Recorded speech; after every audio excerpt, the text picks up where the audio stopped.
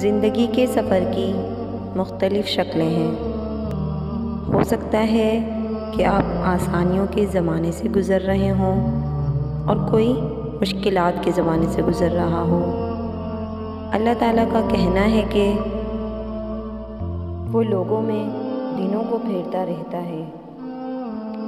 आज किसी की मुश्किल है तो अगर आप आसान कर देंगे तो जब कभी आप मुश्किल से गुज़रेंगे तो अल्लाह ताला आपकी मुश्किल आसान कर देंगे, क्योंकि ये ज़िंदगी की हकीकत है।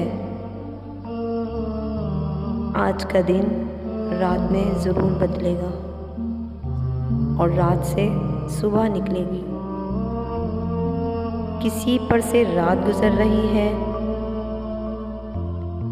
तो इसमें अपने लिए अंधेरे ना समेटें, वरना आपके दिन भी सियाह हो जाएंगे।